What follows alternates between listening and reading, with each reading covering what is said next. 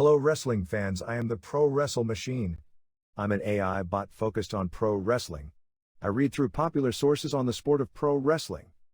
November 25, 1996 Wrestling Observer Newsletter. Sid wins WWF title, Curt Hennig no-shows WWE.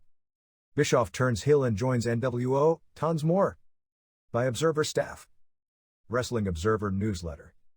P.O. Box 1228, Campbell, California 95009-1228. November 25, 1996. Psycho Sid captured the WWF title to headline the 1996 Survivor Series on November 17 at Madison Square Garden, beating Shawn Michaels in a match much better than anyone had the right to expect. The title change builds up a Sid vs. Bret Hart title match on the WWF's next pay-per-view show called It's About Time on December 15 from West Palm Beach, Florida. The apparent plan, subject to change of course, is that Hart is going to win the title at that show, and more likely than not, the long-term plan still is for Hart-Michaels at WrestleMania after a Royal Rumble tease where apparently they'd have Michaels, Austin and Sid all positioned as possible winners and getting the big WrestleMania title shot. Exactly if or when plans change in regard to what appears to be a speeding up of the process of getting the title to Hart is unknown. Originally, Michaels was scheduled to lose the title at Survivors to Vader. When the plans were changed to replace Vader with Sid, it's unknown whether the title change part of the plan went with it or if the plan was changed during the last week, as just before the event the word out was that Sid would win the title, then lose it to Hart. However, in WCW-like fashion, WWF ran promos for an upcoming house show in this area on January 10 in San Jose that must have been shot within the past few days but started running the night after Sid had won the title, billing Michaels vs. Mankind as the main event on that show, with Michaels defending the WWF title and Hart as challenging Hunter Hearst Helmsley for the IC title. Obviously, if Hart will be champion that night, it wouldn't be mentioned in local promos. However, if Michaels wasn't to be champion at the point the promos were going to air, one would think they'd cut promos billing Sid's match as the title match if it had been planned earlier than the last minute. Of course, it could be the 90s deal where everything has to be kept secret from the people working in the company, thereby the promos are screwed up by the time they air. If Hart is going to win the title next month, it seems like rushing a process that could be very lucrative being teased, but that has always been WWF style when it comes to creating a superhero on top as champion dating back to the beginnings of the promotion in the 60s, to just put the belt on him quickly rather than do a lengthy tease before making the switch. Another change of plans regards the situation with Curt Hennig. Hennig met and agreed to terms with Eric Bischoff late the previous week and then no-showed his scheduled WWF television appearances on Livewire and Superstars along with his booking for house shows in Buffalo and Cleveland as Hunter Hearst Helmsley's second. With the no-shows, WWF probably figured Hennig was WCW bound and had Jerry McDevitt send out the basic legal threats regarding tampering since Hennig was still under contract.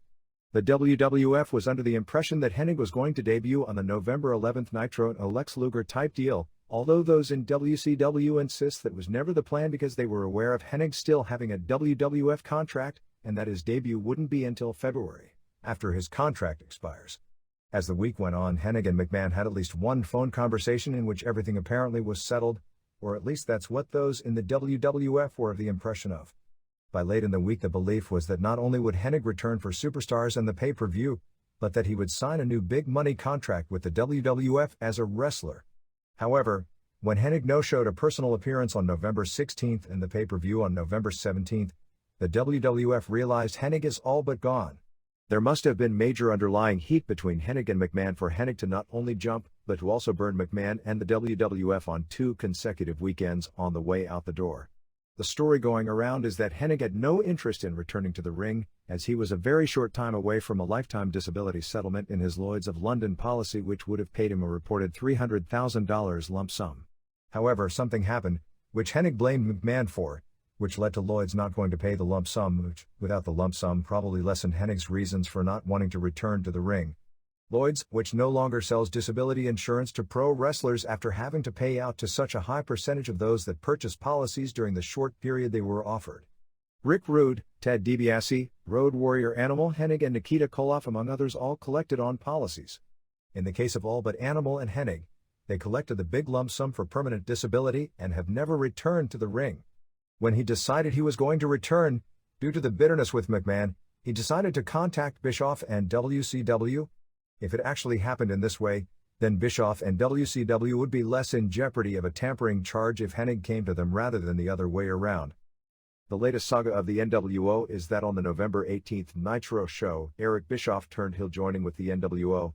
This was an idea that was rumored for a long time and may have been considered for a while, but it was done at this time for reasons having nothing to do with long-term plans.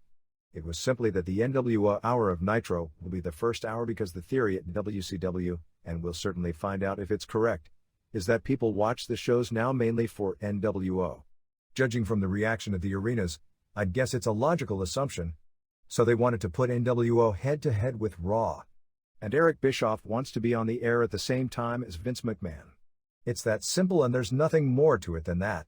So when the NWO hour starts, which should be in a week or two, Bischoff and Larry Zbyszko will do that hour, and the second hour will have Tony Schiavone, who walked off the first hour this week after an argument with Zbyszko, Bobby Heenan and Mike Tenay.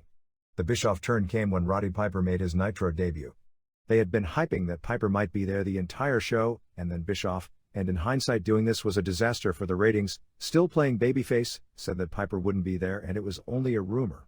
The only hint of a turn was Tenay in the first hour asking why Bischoff ever made the deal before the War Games pay-per-view match to give the NWO a TV show if they won. They also did a segment with Kevin Nash, Scott Hall 6 and Giant talking with Dallas Page acting as if there was a secret they all knew and being surprised that both Page and Giant didn't know the secret. Bischoff was in the ring apologizing for remarks he'd made earlier as Hulk Hogan was slapping him around, when Piper showed up and said Bischoff was a liar and made up that he was trying to sign the match when he wasn't trying at all. Actually, this wasn't spelled out, but that was what he was supposed to say. At this point the entire NWO hit the ring and held Piper while Hogan and Bischoff hugged. It was really weird because the fans were throwing things so police and security hit the ring and looked like fools because the NWO guys were beating up Piper and they did nothing. Kind of like a fight going on in the street and the cops coming in and surrounding it but doing nothing and watching for a car to illegally park. Piper used a dirty word on live television. At the end though, Piper really looked old for the first time ever in a wrestling ring as he was blown up. The angle came off good on television, and probably could be used to answer lots of questions about why NWO was able to do whatever it wanted, but also makes no sense in that the entire idea of the feud was because of Bischoff's remarks and it was Bischoff who was attacked to start the feud. Of course, they could say that was all a work. You know, a work of a work, of a work, of a work. Nitro won the ratings battle on November 18th doing a 3.2 rating and 4.7 share to Raw's 2.4 rating and 3.5 share. Nitro did a 2.8 in the head-to-head first hour and a 3.5 in the second hour. The Nitro replay did an 0.9 rating and 3.0 share. While the Nitro numbers had to be a disappointment for Piper's live debut, even more so because the final quarter hour with the Hogan interviews have done huge every week and this time with both Hogan and Piper involved it was only a 3.3, down from the peak of 3.6 for Lex Luger and Chris Jericho's matches.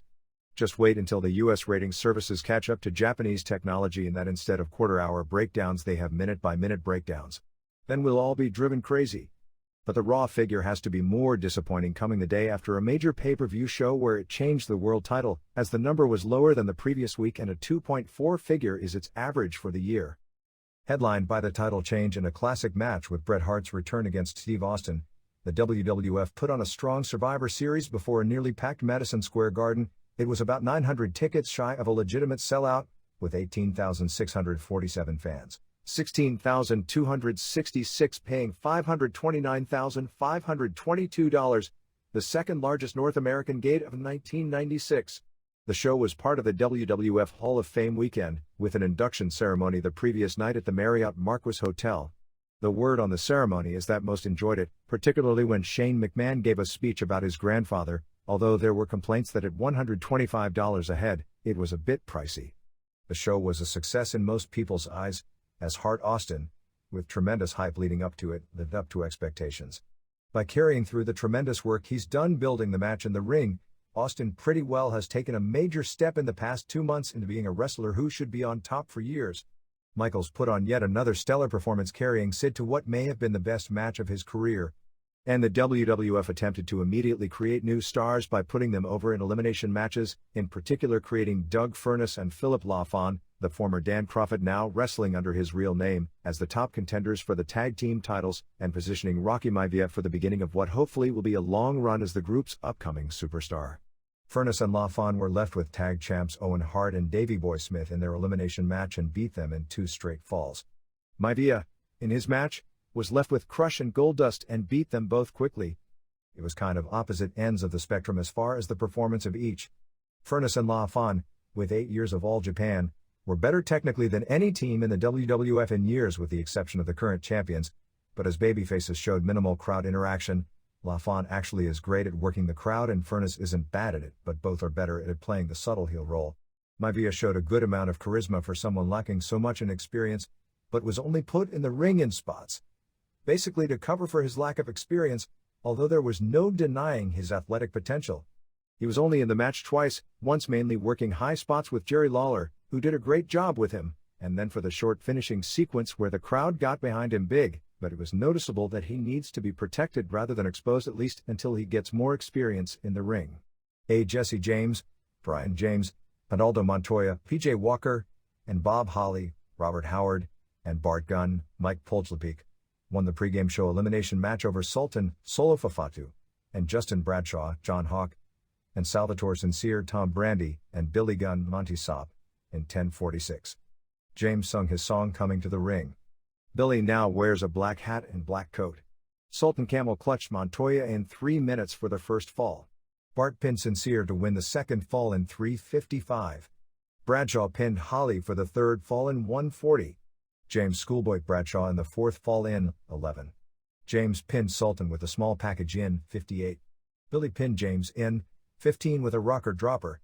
This left Bart versus Billy, which was teased the entire match, and the two had to this point not been in with one another. The highlight was Billy calling Bart a son of a bitch, which, considering they are supposed to be brothers, was quite a statement. Anyway, Bart pinned Billy in 47 with a forearm smash. Nothing wrong with the match except that being on the pregame show with almost no hype, it came off rushed, and by positioning it also established all the participants in the match as being people not meant to be taken seriously as stars. 1 1/4 stars. 1. Doug Furnace and Phil LaFon and the Godwins, Mark Canterbury and Dennis Knight, beat Owen Hart and Davey Boy Smith and Leif Cassidy, Alan Sarvin, and Marty Jannetty in 2041. LaFon, the former Dan Crawford, going by his real name, was billed as being from Paris, France. The match was designed to get he and Furnace, who were billed as former Asian Tag Team Champions, over as the new top contenders for the tag titles. There was some nice wrestling early, particularly when Cassidy was in.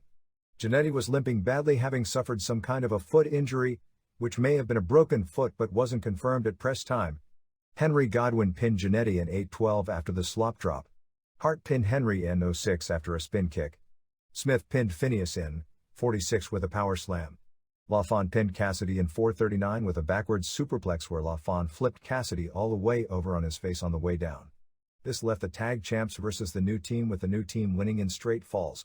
LaFon pinned Smith with a sunset flip in 3:39. On the way out, Smith clipped LaFon, so he sold for Owen for a while. Finally, he made the hot tag to Furnace, who hit an overhead belly-to-belly, his specialty dropkick, and his hoist German suplex where he flips the opponent over onto his head on the way over in 3:19. 3 1/4 stars. 2. Undertaker Mark Calloway pinned Mankind, Michael Foley, in 14:52 after a tombstone. Paul Bearer was in a cage above the ring. Undertaker came out with a new ring costume, dropping from the ceiling in a ring outfit with bat wings, and with a new haircut, as well as a way to debut a new Undertaker who does more wrestling. This match made psychological sense, but was nowhere close to the level of some of the previous matches these two have had. Also, after doing boiler room matches and buried alive matches where Undertaker was all but killed, it's hard to put the two guys in a regular match and get people jazzed about it. Most of the way it was Undertaker working on Mankind's fingers. Mankind took a backdrop over the guard railing as they were fighting in the stands, back into the ring area. He came back with a running flip off the apron to the floor. At one point Undertaker had Mankind by the throat for the choke slam, but Mankind got the mandible claw at the same time. Because the hands had been worked on, the claw didn't work to its normal level of effectiveness and Undertaker was able to hit a choke slam. Mankind came back using a foreign object, but Undertaker hit the tombstone for the win. Bearer was lowered into the ring, but before Undertaker could do anything to him, the Executioner nailed him from behind. Taker came back and ran Executioner off in a weak sequence. 2 1/4 stars. 3. Mark Marrow and Rocky Maivia, Dwayne Johnson, and Barry Windham and Jake Roberts, Aurelian Smith Jr., beat Crush, Brian Adams, and Jerry Lawler and Hunter Hearst Helmsley, Paul Levesque, and Goldust, Dustin Runnels, in 23:44. This match was designed to make Maivia into a new sensation. Helmsley came out without a female escort or Mr. Perfect, who went AWOL. Mero and Sable came out with new hairstyles. Helmsley stayed away from Mero early. Maivia was given the huge push and came in early, and Lawler did a great job of carrying him. Maivia, who is 24 years old, showed a ton of athletic potential and looks to have a chance to be what they want him to be, which is one of the top guys in the company, but they better be careful and not to shove him too fast, as he's not there yet. Lawler mocked Roberts as being a drunk, and Roberts hit the DDT on him for the pin in 10:01. Goldust pinned Wyndham in 2:43 with the curtain call. Wyndham, with a mustache, is unfortunately beginning to really resemble his father Blackjack Mulligan facially. Even more unfortunately, he's beginning to resemble his father's wrestling ability as well. Mero pinned Helmsley with the Mero Sue, on the top rope facing the ring, jumping up and reversing the position like a gymnast on the balanced beam and hitting a moonsault body block, in 6:36. After Mero missed his flip plancha, Crush pinned him in 1:13. Crush pinned Roberts with a heart punch in 21. This left Crush and Goldust in with Maivia, and the fans started chanting "Rocky, Rocky." At this point, without a magician like Lawler, Maivia looked a lot more human. Crush went to heart punch him, but he moved, and Goldust got the blow. Maivia pinned Crush with a crossbody in 2:18 and then pinned Goldust with a shoulder breaker to win the match in 32. 2 stars. 4. Bret Hart pinned Steve Williams, in 28:36 in a textbook example of how to build a long match of the year caliber performance without doing any suicidal moves. Austin came out to mainly cheers, although Hart's cheers were much louder, and he was clearly the crowd favorite once the match started. They started with tremendous mat work, with Austin's stun gun being the first hot move. The first signs of brawling came at 10 minutes. For the rest of the way, the two went back and forth with big moves and near falls, turning it into a very good match. They took it to the next level when Austin monkey flipped Hart onto the table where Hugo Savinovich and Carlos Cabrera were doing the Spanish language broadcast. The two wound up brawling under the table while Hugo sold it as if he was dead. Austin slammed Hart on the table and gave him an elbow off the apron as he was laying on the table. Hart reversed things using Austin's stun gun on him and getting a near fall with an Oklahoma side roll. After a pile driver for a near fall by Hart, he went to the top rope, but Austin caught him, crotched him and went wild on him with punches and chops. Every chop on this show, and basically any show almost anywhere nowadays, brings a who. After a top rope superplex by Austin, Hart caught him in a cradle for a great near fall. There was super heat at this point with fans chanting "Let's go Hitman." After a stone cold stunner, Hart became the first to kick out of the hold. Austin went for a Texas cloverleaf, but Hart made it to the ropes. Hart went for a sharpshooter, but before it was applied, Austin made the ropes. Finally, Austin clamped on the Cobra, or $1 Million Dream, but Hart climbed the turnbuckles and kicked off and landed on top of Austin for the pin. 4.5 stars. 5. Farouk, Ron Simmons, and Razor Ramon, Rick Bogner, Diesel, Glenn Jacobs, and Vader, Leon White, went to a double disqualification with Flash Funk, Charles Skaggs, and Jimmy Snuka, James Ryer, and Yokozuna, Rodney Anoya, and Sabio Vega, Juan Rivera, in 9:48. Snuka, 53, who was inducted into the Hall of Fame the previous night, came in as the mystery partner. Farouk came out with a new outfit which looks a lot better, flanked by PG-13 as his rapper sidekicks in the Nation of Domination, as a 90s version of Load. Snuka got no pop as the surprise partner when he came out, but got a reaction when he tagged in for the first time. It was totally dead for Ramon and Diesel. Funk came out with two women dancers called the Funkettes. The main thing he did was a moonsault off the top rope to the floor on Vader, which elicited a loud ECW chant. Yokozuna, who looked to weigh about 720 pounds and could barely walk without blowing up, used a urinage on Vader, and Vader landed on his shoulder and was injured to the point he couldn't work the next night. Fans booed Diesel as he did the old Diesel mannerisms, and this wasn't heat in any kind of a positive way. Vader did a good job protecting Snuka's legendary status by selling for him and going up for a slam for him. Finally, Diesel pinned Vega in 8:39 with a jackknife after Vader rammed his back into the post. Snuka did the splash off the top at 49 on Ramon for the second fall. At this point, everyone hit the ring and began swinging chairs, and it was ruled a double DQ at 20 and the match was stopped. It appeared to be a rush job to end the thing as the show was running long. Match itself was fair, but the finish really sucked. 1 star. 6. Sickle Sid Aoudi captured the WWF title from Shawn Michaels, Michael Hickenbottom, in 2002. A couple of stories in this match. Michaels did an incredible job carrying Sid to probably the best match in his career. He should be given a lot of credit for professionalism because we've seen guys on the night they've had to drop the strap really pout and be babies about it, killing their match. The other story was just how much the crowd turned on Michaels during the match. It started with light booing early, but as the match went on, the booing was huge every time Michaels did any offense. Michaels let it affect him visibly even if it didn't affect his performance, as he gave the crowd dirty looks, and spit and swore at ringsiders that were booing him. This turned into a very good match with Michaels using flying and speed moves and Sid using power moves. They went back and forth with near falls toward the end, each teasing their big moves but getting it stopped by the other. Early in the match, a cameraman got in Sid's way on a spot which built up the finish. At the end, Sid got the camera and nailed Jose Lothario with it. Lothario took a delayed bump and began clutching his chest, and the announcers acted as if Lothario was suffering a heart attack. Michaels hit the super kick, but instead of going to pin Sid, jumped out of the ring to help Lothario. Sid finally got up and hit Michaels with the camera as he hovered over Lothario, and threw him in the ring and pinned him after a powerbomb. Michaels crawled out of the ring and again began hovering over Lothario, with Michaels selling the idea that what was happening with Lothario was a lot more important than losing the title. 3 3/4 stars. It was announced that Sid would defend the title against Hart on the next pay-per-view. Antonio Pena of AAA was at the show. It was announced at the show that the next card in Madison Square Garden would be on January 25th with Bart vs. Billy, Bret vs. Vader, and Sid vs. Undertaker for the WWF title. The only negative about the show is I thought it was really tacky to have a 62-year-old man do a fake heart attack as an angle, even though it was a way for Michaels to save face while dropping the title. At the very least, they should have gone off the air with some sign saying that he wasn't going to die. They basically went off the air with the idea that he might die. Granted, this is all a work and old men have heart attacks on soaps on the time, but as the USA Network said when nixing certain things out of the Pillman angle, it purports to be too real. My feeling is an injury angle is fine, but doing something to purport to be life-threatening and then leaving the air with it made it come off as yet another sleazy way to try and spike a television rating for the next night.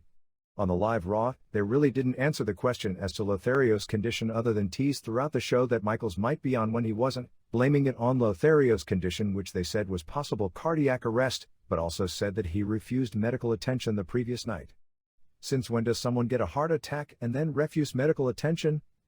The other bad part about it is upping the ante of desensitizing fans, which is being upped tremendously by the week to where even the most drastic angle won't have much of an effect. Basically, they did the gun angle, and 1 week later nobody cared and the angle was basically dropped. This time they did a fake heart attack, and for the most part nobody even cared when it was going on, nor was there any evidence of concern in the crowd either live that day or on television the next night, partly because Lothario wasn't over and also because angles have been hot-shotted to death so that even near death doesn't make fans care anymore. ECW held the biggest card in its history on November 16th, the 4th annual November to Remember at the ECW Arena. Without a doubt the show drew more interest going in, as it sold out 4 hours early, which is an arena record, packing right at 1,500 fans into the building. I'm told it was the largest crowd legitimately ever in the place. We've heard higher numbers bandied about in the past, but I was told this really was the biggest crowd. ECW's good points and bad points have been beaten to death. It's noteworthy in that no promotion of its size, probably in history, has done a better job when it comes to marketing creative t-shirts, selling videotapes, and using television to maximize its strengths and obscure its weaknesses. It is alive, which is a feat in itself, and if the truth were to be known, 1 year ago at this time the odds weren't all that great that would be the case today. And there don't appear to be any signs that it won't be alive 1 year from now, or that this weekend show was the zenith when it comes to popularity for this company.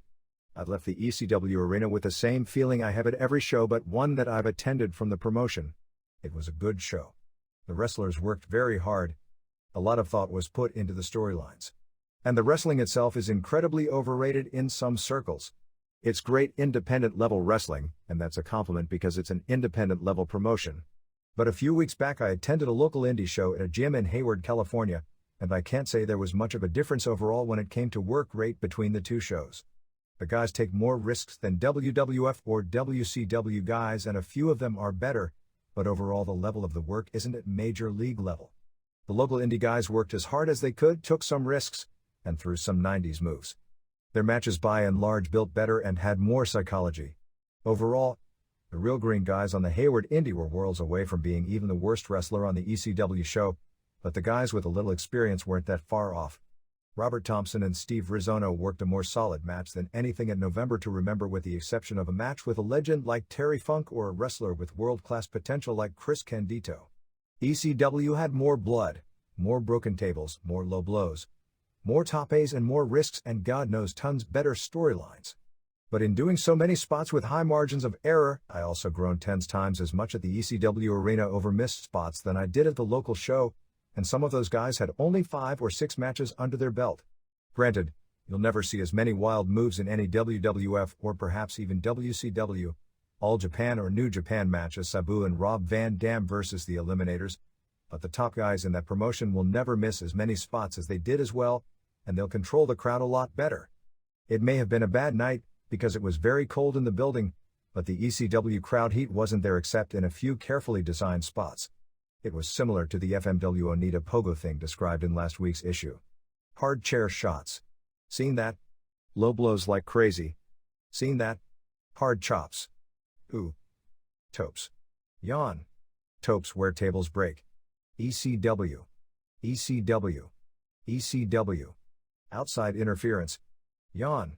Women taking bumps. Yawn. Terry Funk doing a moonsault to the floor. ECW. ECW. ECW. Loser leave town matches. Yawn. Raven vs. Sandman. Yawn. The Blue World Order. Great show open. Sabu and Taz in the same ring looking at each other. Incredible heat. Lights go out just as they lock up. Groan, although it was the right kind of a groan in that people will pay money to see them finally go at it. The show started with Taz and Bill Alfonso in the ring doing an interview with Taz yelling and swearing at Paul Heyman on the stage, saying he was going to ruin his surprise and said there would be a major show in the spring. In a speech before the show to the wrestlers, Heyman said that he had signed a contract to do a pay-per-view show in either March or April, although never gave a date. Later he said it wasn't definite they would do a pay-per-view and would have to make a final decision this week, but was leaning in that direction. 1. Stevie Richards pinned David Tyler Morton Jericho in 9:25. Richards, Blue Meanie and Supernova came out with a bunch of people running around with signs saying BWO for Blue World Order. Meanie wearing a t-shirt that said "to Blue Guy with fried chicken bones instead of toothpicks in his ears." Nova was Hollywood Bob Star, an inside rib as it's the name of a Maryland indie wrestler, doing the Hollywood Hogan gimmick with painted on beard and posing, while Stevie did the Diesel as Big Daddy Stevie. Richards said he turned down an invitation to the Cable Ace Awards to come to this welfare office. It was hilarious. Then the match started. It was a hard crowd in that they didn't react to any wrestling, would hoo at chops and figure 4 teases, and only react to low blows. So what did the guys do? Lots of low blows. By the 5th one, they weren't getting reactions anymore either. There were add up chants at missed spots. Both worked hard. It was a little sloppy in spots. Richards won after, what else? A low blow with a super kick. 1 1/4 stars. 2. Axel Rotten pinned Hack Myers in 4:25 with a double-arm DDT on a chair, mainly chair shots. Myers juiced bit time. The best working was after the match when Myers was acting delirious over loss of blood. 1/4 of 1 star. 3. Bubba Ray Dudley pinned Ivonne Dudley in 10:20 by throwing him in the air and catching him on the way down in a diamond cutter. It was a hot finishing move. Chants where we want some dick and kill all Dudleys killed the wrestlers' chances of getting any heat in the match. They traded hard chair shots. The two didn't work well together unless they were stiffing each other with chairs. 1/2 of 1 star. At this point Joel Gertner, the heel ring announcer, ran out and announced that Ivonne had won the match. He explained that before the pin, Ivonne was so far ahead on points. As Bubba got in Gertner's face, Gertner, who was by no means svelte, called him Fat Boy. Before Bubba could destroy him, Rotten hit him with a chair. Spike Dudley did a run-in doing some well-timed moves before Rotten clotheslined him out of his boots. Bubba and Spike were getting destroyed, and somewhere in all of this sign guy Dudley took the most wicked chair shot of the night from Ivonne. Gertner was putting the boots to Bubba, which wasn't a pretty sight, before Big Dick made his requisite save to a big pop.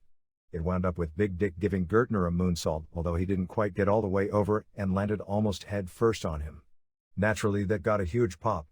Except for Gertner's offense, the angle was really good. 4. Eliminators went to a time limit draw after 2 overtimes with Sabu and Van Dam in a match where the winners were to get a title shot later in the night. It started really sloppy with the crowd waiting for something to pop for. At 6:30 Sabu hit Cronus with a chair and they were off to the races. Sabu did all kinds of great moves, highlighted by a triple jump leg drop, off a chair, off the top rope, back in the ring.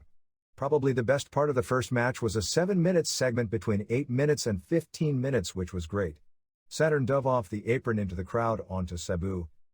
Cronus used a plancha on Van Dam. Sabu went off a chair with a somersault leg drop on Cronus. Saturn did a tape con hilo, ending up by clotheslining Sabu off the apron. Then in the move of the show, Cronus did a space-flying tiger drop. Van Dam followed with a running flip dive. Sabu went off the chair, off the ropes into a plancha.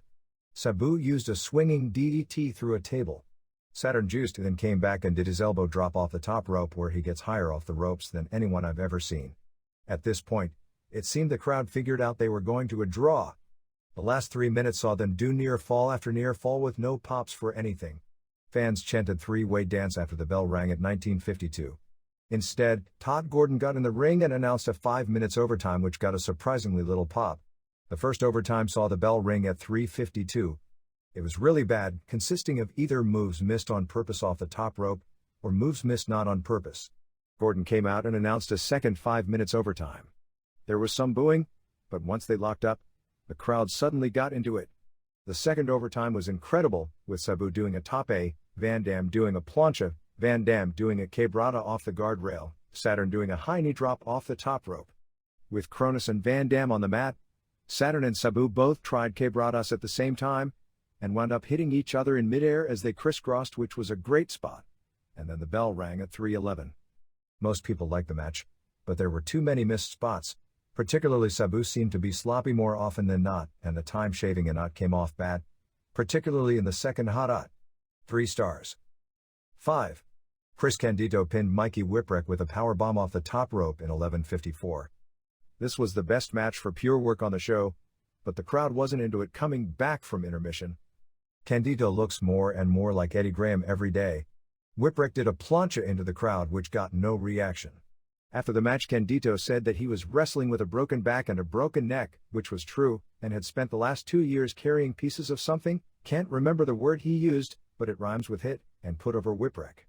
2 3/4 stars. 6. The Gangstas won the three-way dance over Sabu and Van Dam at Eliminators in 8:54. Gangstas got the biggest pop coming out of anyone on the show except Funk. They brawled all over the place in this match. Cronus and New Jack bled. Sabu tried another tape but did so into a chair. Van Dam did another flip dive. Saturn did a plancha. Right before the finish, Sabu had set up a table and was going to go off the chair and off the top onto the table where Saturn and Cronus were both laying. However, he tried it twice and both times lost his balance on the top rope. By this point it got ridiculous with the guys having to stay on the table. They brawled and put them back on, and this time Sabu instead went for a flip plancha. They moved, and he went through the table. Taz came out as Sabu had Saturn beat. Sabu was distracted, so Saturn and Cronus used the total elimination to pin him at 8:47. Immediately New Jack hit Saturn with a chair and pinned him to win the match. 3 1/4 stars. 7. Next up saw Joey Styles come out and say ECW was here to say goodbye to one of the greatest athletes ever, basically saying that just like Dean Malenko, Chris Jericho, Chris Benoit, and Eddie Guerrero, they were saying goodbye. Interesting that Malenko's name got a good pop, Jericho's name didn't get much of a reaction and some boos. Benoit's name got a huge pop as if they recognized him being a superstar who used to work here, and Guerrero's name got only a fair reaction. 2 Cold Scorpio came out and the fans chanted "There it goes and you sold out." Styles said what a pleasure it was to have Scorpio, who held the tag title and the TV title 4 times, for the past 2.5 years, while fans chanted "Sell out" at him. Scorpio then said that he wouldn't miss even one of the fans there. That got the fans cheering him momentarily. Scorpio said that everyone in the building knows he's going to do a job and pass the torch to the next guy who comes out. Devon Storm came out and Scorpio said that they want him to pass the torch to him in a match where the loser had to leave for 15 days. Scorpio then destroyed Storm in 1 minute. He actually missed the moonsault leg drop, Harlem Hangover, the first time, but had enough poise to not pin Storm and do it again before the pin. Then, he asked for a loser leaves town for 1 month, and JT Smith, who fractured his jaw the previous night, came out and Scorpio moonsaulted him for the pin in 32. Scorpio landed on his face on the move, but luckily Smith's bad jaw wasn't hurt worse. He then asked for a loser leaves town for 2 months. Myers came out. He's actually moving to Florida, so this was his last ECW appearance, and Scorpio used the Scorpio Splash on him in 1:15. Then he asked for a loser leaves for 1 year and Louis Spicolli came out. When Scorpio saw Spicolli, he asked him why he was coming and then told the crowd that Spicolli was leaving with him because he was the mystery partner at Survivor Series the next day. Unfortunately, this turned out to be a major miscalculation by Paul Heyman. I thought it was a great idea when I heard it, but we all miscalculated in that nobody in the crowd seemed to care about the mystery partner, and most based on the reaction wasn't even aware of a mystery partner. Anyway, they wrestled and Spicolli pinned Scorpio with a Death Valley driver in 2:14, but by this point the segment was dead and there was a surprising lack of a pop. Scorpio then stayed in the ring and said that he wasn't leaving and nobody could make him leave. With Smith, Myers, Spicolli, Little Guido and Storm all at ringside, they all looked like idiots as they just stood outside the ring while Scorpio said nobody had the guts to make him leave.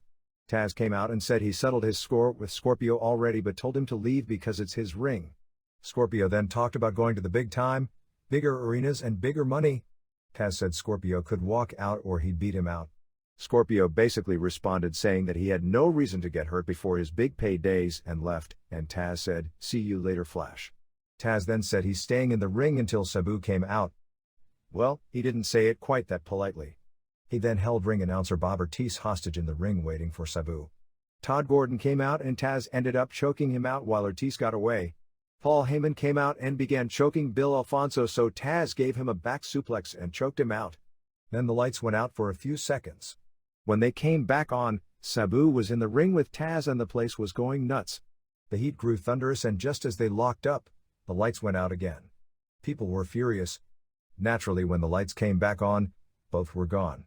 I thought it was a very clever angle in a sense, but the lights going out like that is pretty contrived. 8. Sandman retained the ECW title pinning Raven in 15:07. This match was horrible on every level. Richards, Meanie and Nova came out with shorts and suit jackets cut off at the waist to do play-by-play. It started with Richards explaining that Raven was going to show everyone wrestling, that wrestling wasn't Hurricane Ranas or Osai moonsaults, and that Dan Gable in his career never did a Hurricane Rana and that Bruce Baumgartner never did an Osai moonsault. He said Raven didn't care if the fans enjoyed the match or not. Richards did commentary as Raven basically worked the left arm for 3 minutes. The commentary didn't work.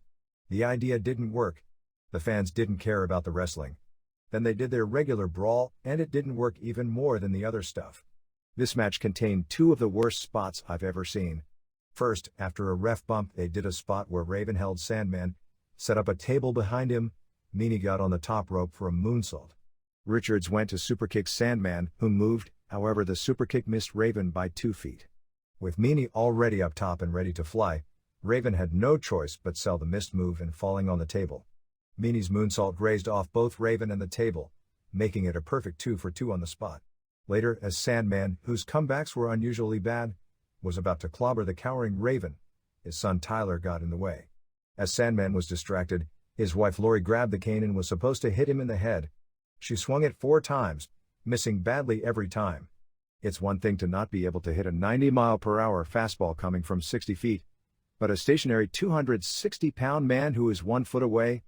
Basically, time had to stand still as Sandman waited to take the bump, and on the 5th swing, she finally hit him. They did a lot of near falls, but got no reaction for them by this point. Nevertheless, Sandman did get a nice pop when he scored the pin after a DDT on the guardrail. This match was considerably worse than the Hogan Savage match on the last WCW pay-per-view show. -1 star. 9. Funk and Tommy Dreamer beat Shane Douglas and Brian Lee in 26-12. WWF missed the boat big time on Douglas. Not so much his work, but his ring presence as a heel is right up there with the best guys in the business.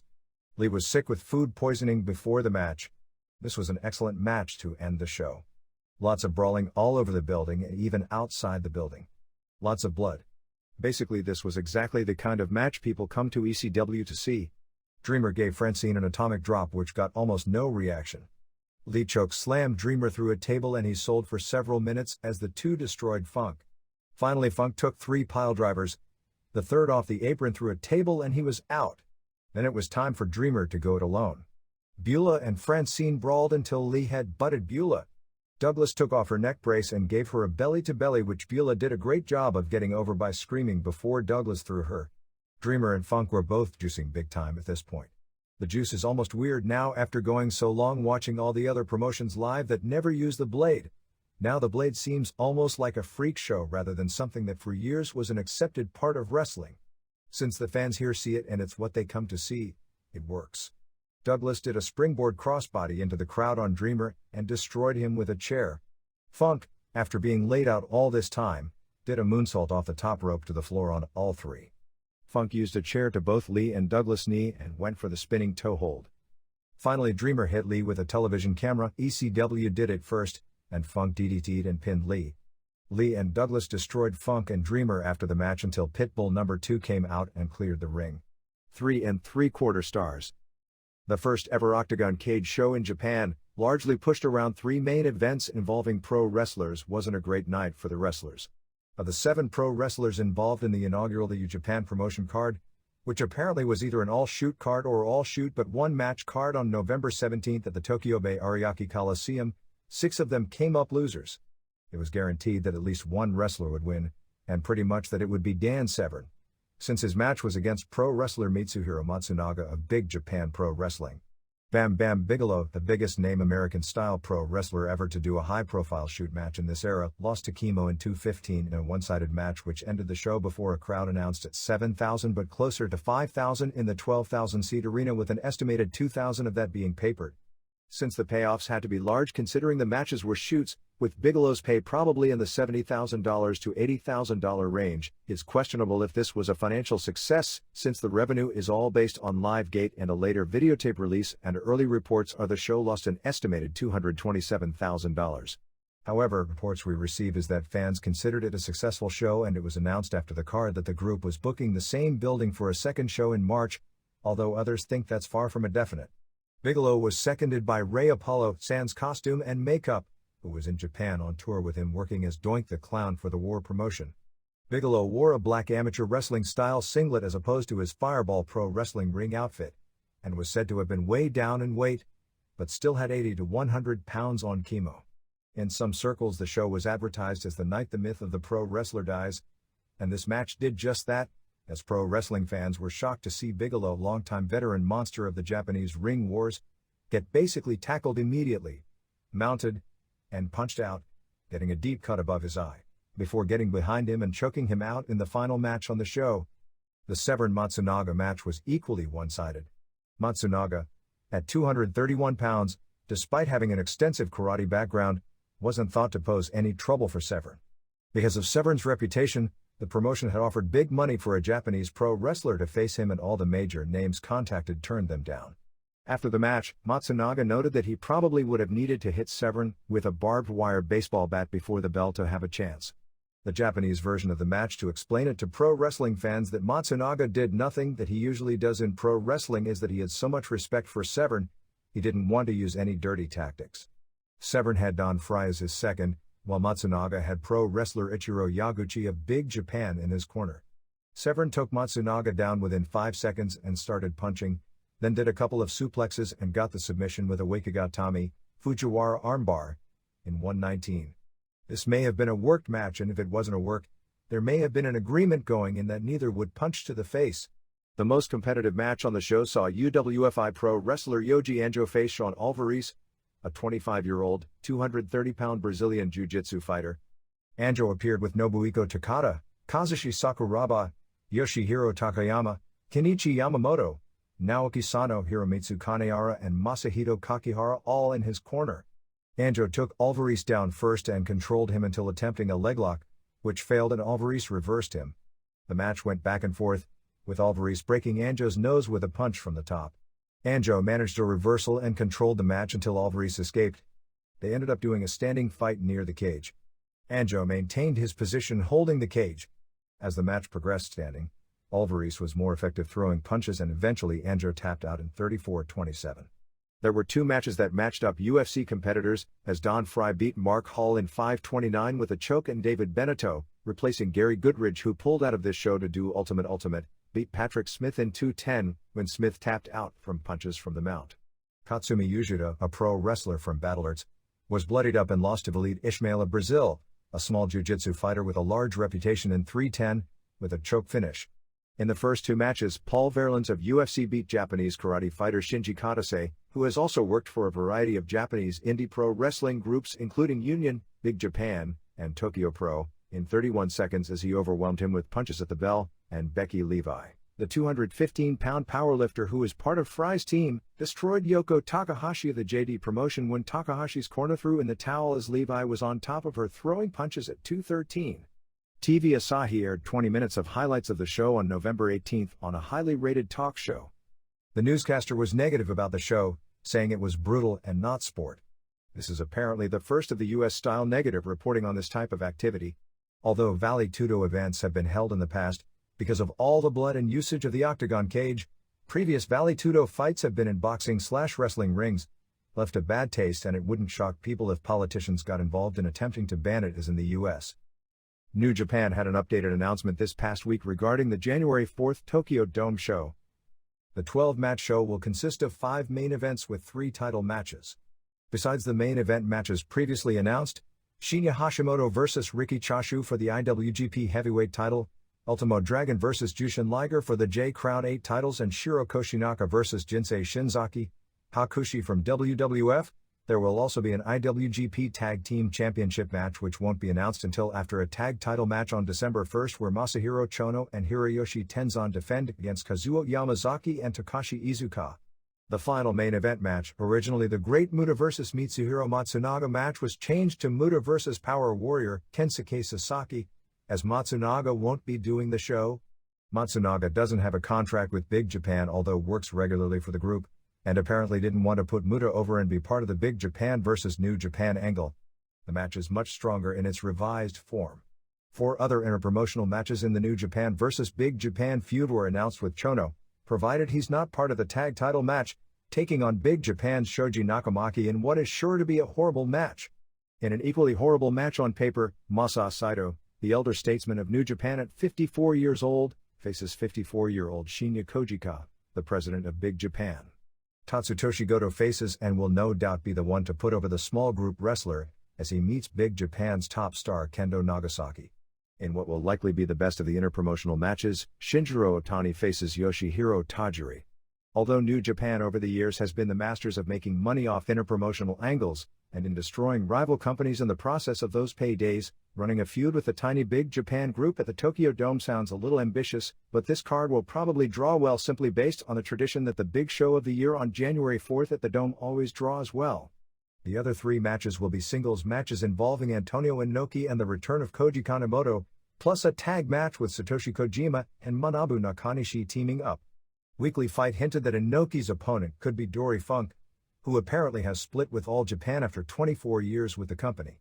Over the years there has been talk from time to time of matching Inoki vs. Dory because their 1969 60-minute draw for the NWA title is one of the legendary matches in Japanese mat history, but because of the political rivalry between All Japan and New Japan, it was never possible except at one point when the groups briefly exchanged talent to put the match together, but the timing was never right during that short window of opportunity in 1990.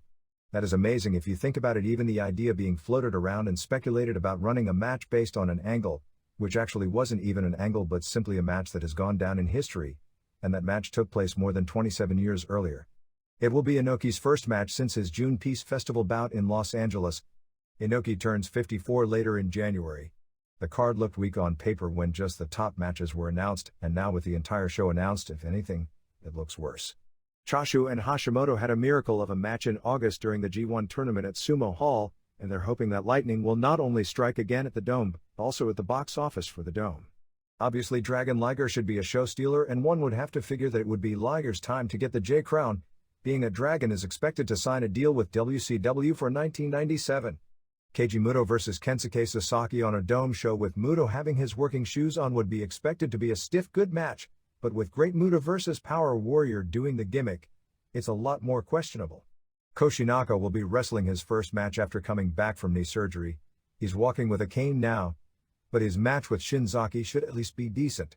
But with the exception of Otani vs. Tajiri, the Big Japan feud matches, which is the entire mid-card, look to be terrible.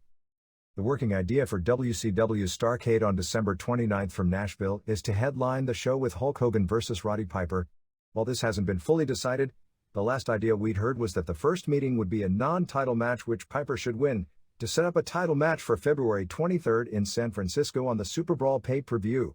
Other working ideas for the show are Scott Hall and Kevin Nash defending the tag team titles against Meng and Barbarian, Ultimo Dragon defending the J Crown against Dean Malenko, Eddie Guerrero vs Diamond Dallas Page, which apparently would be the finals of a U.S. title tournament, Medusa vs Akira Hokuto in the finals of the WCW Women's title tournament, Rey Mysterio Jr. vs. which WCW is working on being Jushin Liger or another international star, Chris Benoit vs Big Bubba, and Lex Luger vs The Giant. Conceptually it's a pretty strong lineup as they've got a main event that should draw no matter what the undercard is from a marquee standpoint, although it's probably not going to be pretty in the ring. But the undercard, as has been the case on most recent WCW pay-per-view shows, looks to potentially have no less than 3, and as many as 5 results.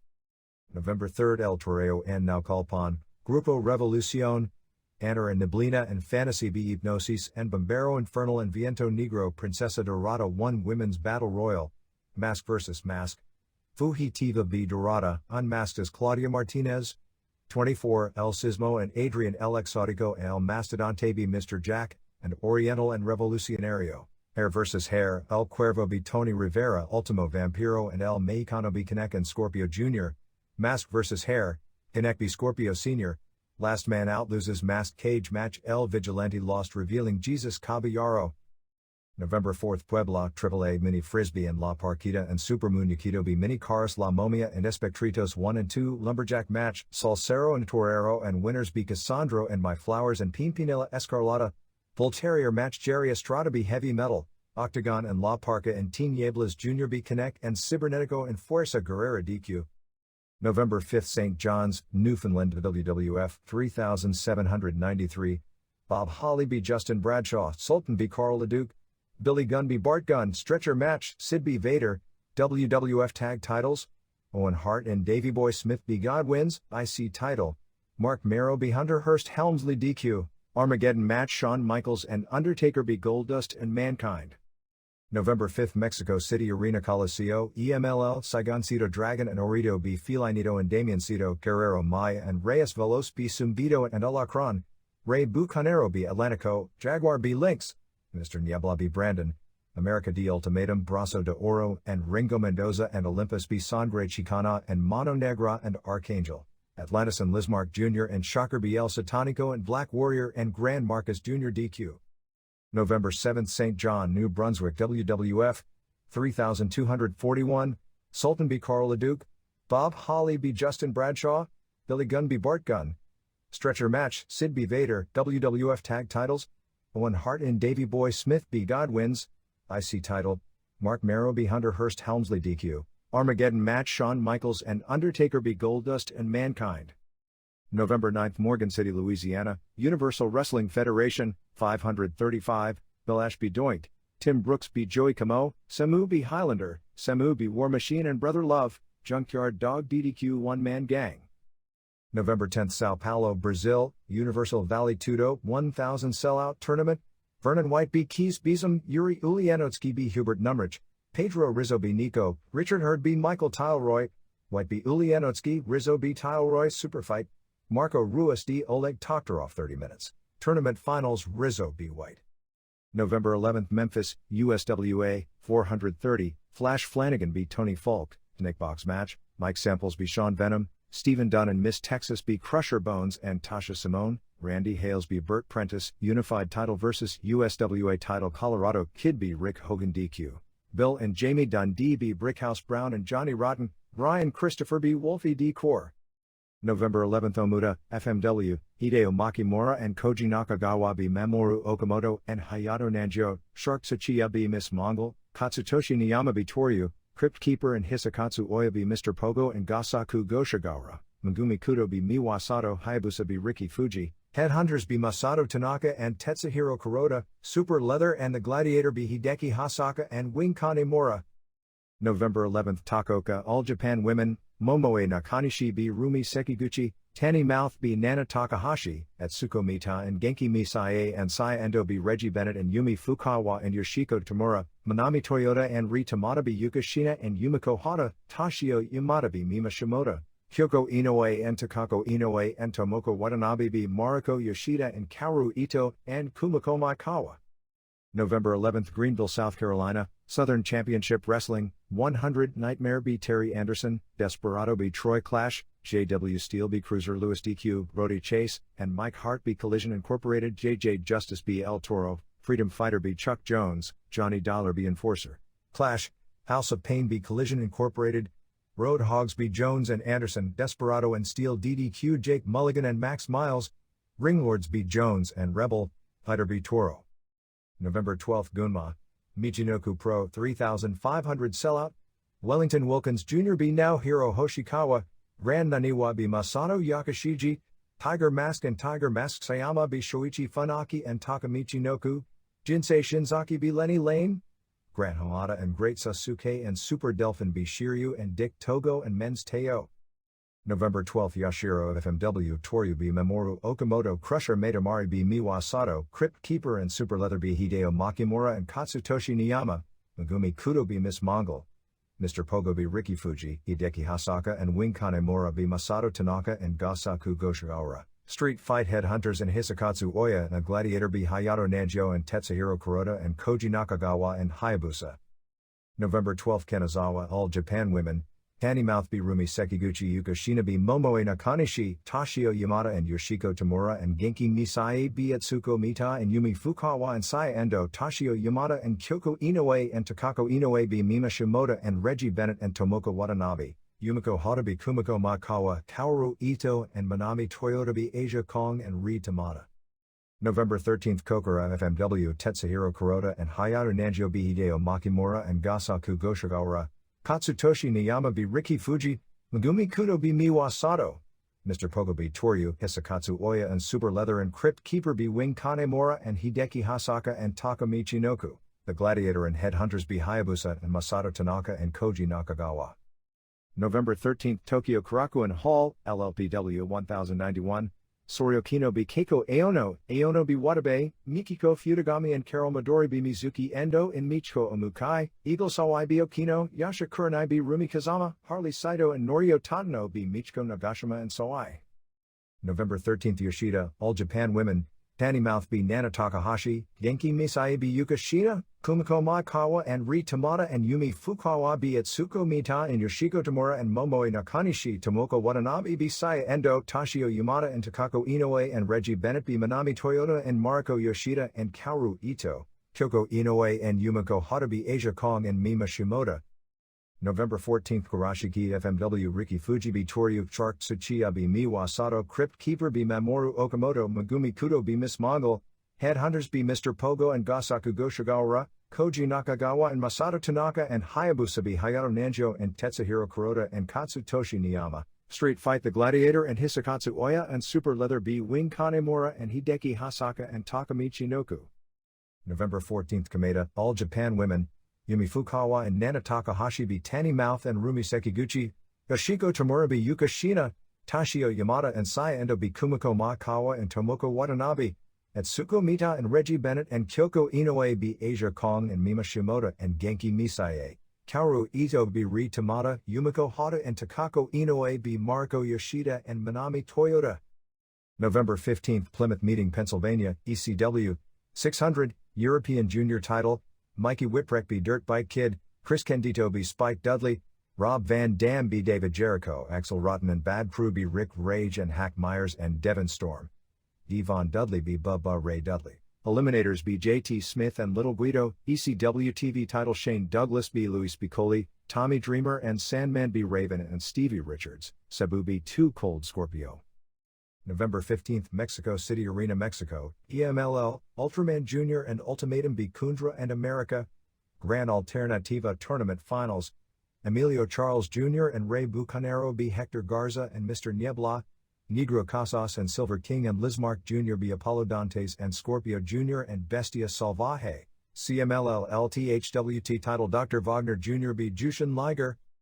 November 15th, Xochimilco Promo Azteca, 2,700 Sellout, Black Jaguar and Kamikaze b Colt and Caballero Aguila, Mascarada Sagrada and Octagon Cheeto B Dorito Estrada and Pirotita Morgan DQ Dragon de Oro and Tiburon and Hitano B Andy Barrow and Ultimo Guerrera and Ultimo Rebelde DQ, Pantera del Ring and Zapatista and Shu El Guerrero B Super Electra and Super Calo and Phantasma, Cian Caras and Psychosis and Blue Panther B Conan and Rey Mysterio Jr. and Angel Azteca DQ. November 15 Takasago FMW, Katsutoshi Niyama B Gasaku Goshigawara, Crusher Maidamari B Miss Mongol, Crypt Keeper B Hideo Makimura, Headhunters B Riki Fuji and Toryu, Megumi Kudo B Miwa Sato, Takamichinoku and Hideki Hasaka and Wing Kanemura B Hayato Nanjo and Koji Nakagawa and Hayabusa, Street Fight Super Leather and the Gladiator and Hiskatsu Oya B Tetsuhiro Kuroda and Masato Tanaka and Mr. Pogo. November 15 Hazlitt, New Jersey, Universal Superstars of America, 900, Ice Pick B Lord Zieg, Hellraiser B Gino Caruso, Rhino Power B AJ Steele and L.A. Gore, Jimmy Snuka B Greg Valentine, Booty Man B King Kong Bundy Core Bodyguard for Hire B Ace Darling. November 16 Tokyo Korakuen Hall, All Japan, 2100 Sellout, Satoru Asako B Yoshinobu Kanemaru, Tsuyoshi Kikuchi and Yoshinari Ogawa B Kentaro Shiga and Manukiya Mossman, Giant Baba and Rusher Kimura and Mitsuo Momoto B Mighty Inoue and Haruka Eigen and Masafuchi, Johnny Smith and Gary Albright B Masao Inoue and Tamon Honda, Kenna Kobashi and the Patriot B Stan Hansen and Takawa Mori, Akira Tawa and Toshiyaki Kawata B Giant Kimala 2 and Jun Izumida, Mitsuharu Masawa and Jun Akiyama D Steve Williams and Johnny Ace 30 minutes. November 16 Osaka Rinkai Sports Center FMW 1860, Katsutoshi Niyama B Riki Fuji, Shark Tsuchiya and Crusher Maidamari B Michiko Omukai, Wing Kanemura B Toryu, Super Leather and Crypt Keeper B Mr. Pogo and Gasaku Goshigawara, Megumi Kudo B Ri, The Gladiator B Hideki Hasaka, Hayabusa B Takamichinoku, World 6-Man Street Fight Tag Titles Headhunters and Hisakatsu Oya B Masato Tanaka and Koji Nakagawa and Tetsuhiro Kuroda to win titles. November 16 Nagaoka All Japan Women, Momoe Nakani Shibi Rumi Sekiguchi Yoshiko Tamura Tani Mouth, Mariko Yoshida and Kaoru Ito and Nana Takahashi Yumi Fukawa and Yuka Shina and Saya Endo Kyoko Inoue and Shaparita Asari Etsuko Mita and Genki Misae, Reggie Bennett and Mima Shimoda Manami Toyota and Ri Tamada, Asia Kong and Takako Inoue and Kumiko Makawa Yumiko Hata and Tashio Yamada and Tomoko Watanabe. November 16 Osaka, JD, 460 Sellout, Bloody Phoenix B Sagabe, Neftali B Abe and Koyama, Yuki Lee B Princessa Blanca, Esther and Elda Moreno B Yuko Kasugi and Jaguar Yokota, Phoenix and Kuga B Chikako Shiratori and Lioness Asuka. November 16 Sendai Jia, Bomber Hikaru B Sakura Hirota, Shihiro Nakano and Meiki Numao B Rimi Ishii and Toshie Uematsu, Akira Hokuto B Meiko Satomura, Mayumi Ozaki and Sugar Sato B Chikeo Nagashima and Rieko Amano, Shigusa Nagio B Sonoko Kato. November 16 Pensacola, Florida, Indiana, 600 Carolina Kid D Ron Davis, Lord Humongous B Punisher, Carolina Kid and Don DiBiase B Al Savage and Davis, Ken Lucas B Marcel Pringle, Rock and Roll Express B Scott and Steve Armstrong, Scott Armstrong won Battle Royal. November 16 Blackwood, New Jersey, NWA, 350, NWA Tag Titles, Twiggy Ramirez and Adrian Hall B Bad Attitude, Bro East LA B Julio Sanchez, Jimmy Shoulders Ker Jason Knight, Inferno Kid B Mr. Puerto Rico, Rick Ratchet B Don Montoya, Lost Boys B Harley Lewis and Derek Domino, Patch B Gus the Greek, Na Title Reckless Youth Tom Carter, B Ace Darling, Doink the Clown B Rocco Dorsey. November 16 Cleveland, Ohio, Cleveland All Pro Wrestling, 287 Johnny Walker B Briar Wellington, Denny Cass B Pierre Francois, Bad Blood B Doug and Dan Hannon Kodiak, Scott Stone B Brian Fury T.C. Reynolds B Preston Steele, J.T. Lightning B Iraqi Assassin, Ian Rotten B Madman Pondo. November 16 Warren, Michigan, Championship Wrestling Federation, 359, Johnny Paradise B El Diablo Rojo, Bobby and Woody Lee NC Mike Kelly and Rock Stevens, Nighthawk B Death Dealer Tommy Star B Killer Kennerek, Larry Brune B Annihilator, Bobby Clancy B Otis Apollo, Cold Brothers B Keith Calhoun and Brad Johnson, Rico Rodriguez B Steve Nixon, Calavera Cortez B Skull Gans. November 17 Tokyo Korakuen Hall, All Japan, 2100 Sellout, Tsuyoshi Kikuchi B Kentaro Shiga, Masao Inoue and Mighty Inoue B Yoshinobu Kanemaru and Satoru Asako, Masafuchi and Haruka Eigen B Rusher Kimura and Mitsuo Momota, Yoshinari Ogawa and Tomoman Honda and Giant Baba be Manukia Mossman and Gary Albright and Johnny Smith, Steve Williams and Johnny Ace be Stan Hansen and Takawa Mori, Jun Izumata and Giant Kimala 2 be Mitsuharu Misawa and Jun Akiyama, the Patriot and Kenna Kobashi be Akira Tao and Toshiyaki Kawata.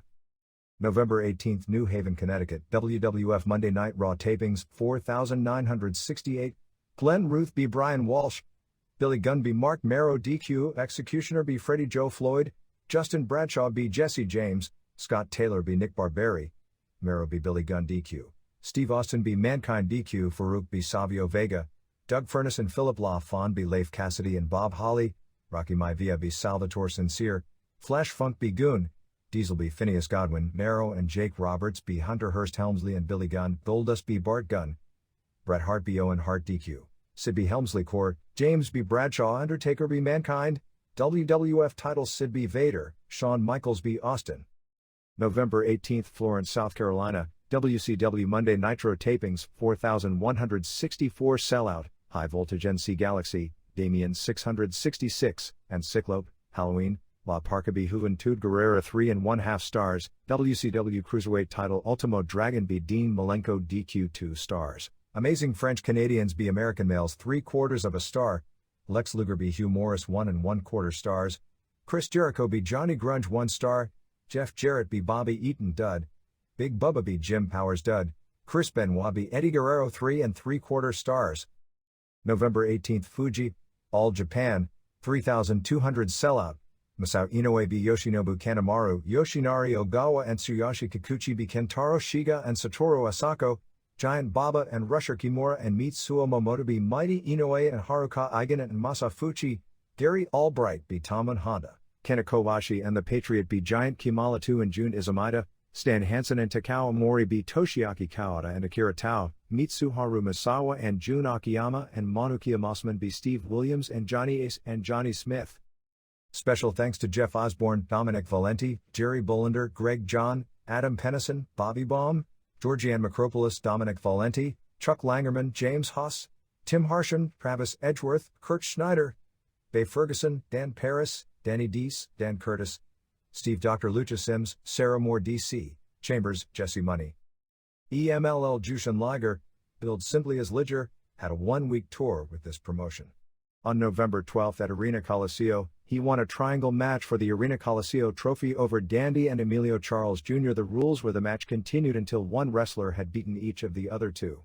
Liger beat Dandy via submission, then Charles beat Dandy via submission, leaving Liger versus Charles, and Liger scored the pin.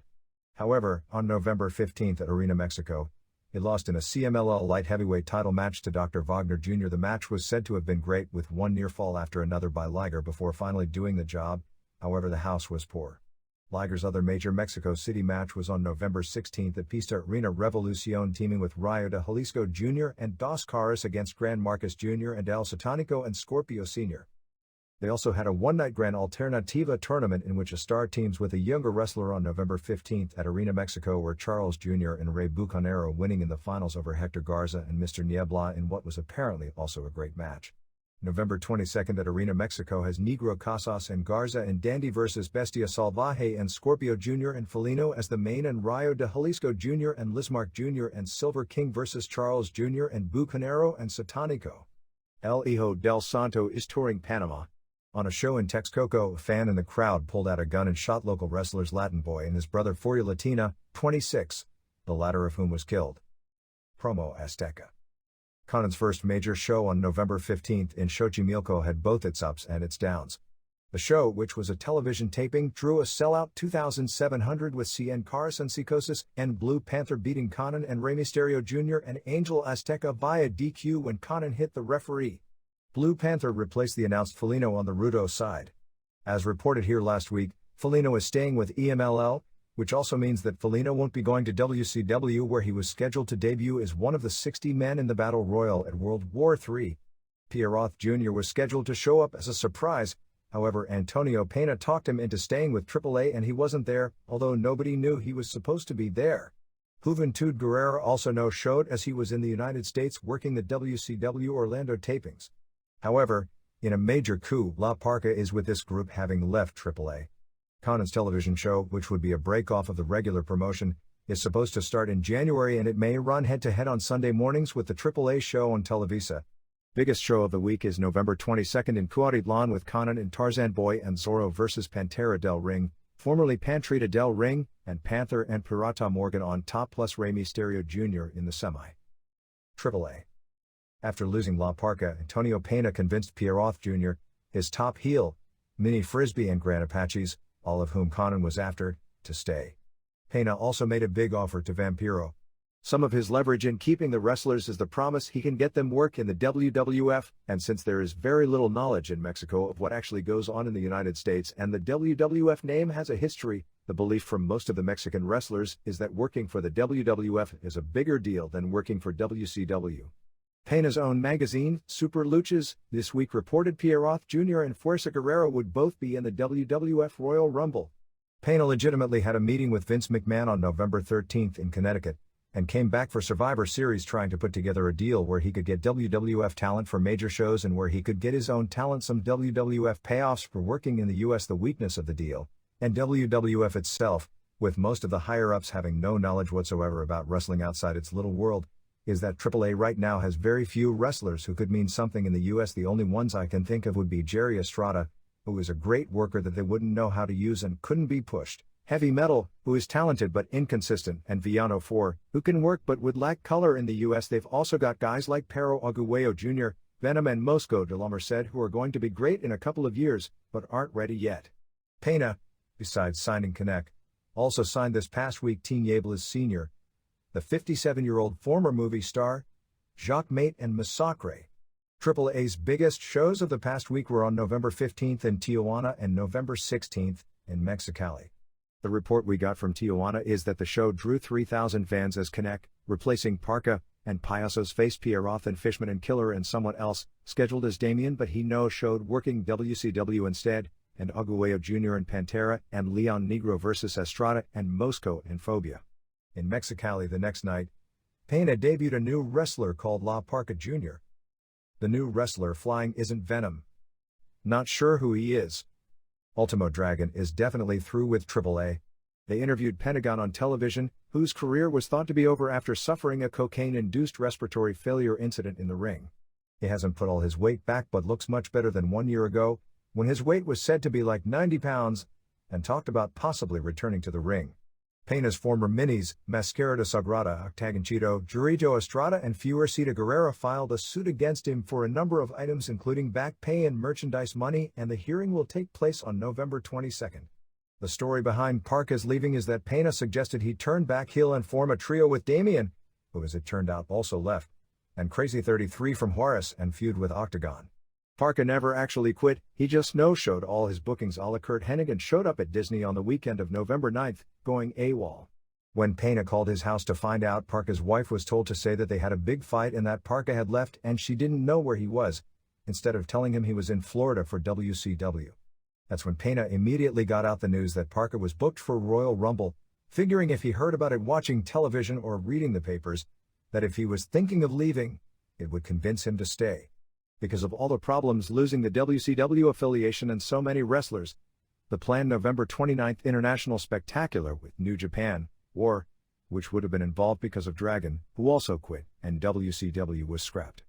They are now planning a major show for mid-December, Saito announced, which would be an 8-man tournament in which the loser of each match continues wrestling and the ultimate loser loses his hair, with Latin lover Heavy Metal, Jerry Estrada, Crazy Boy 33, Pero Silva, Javier Cruz, Aguayo Jr. and X.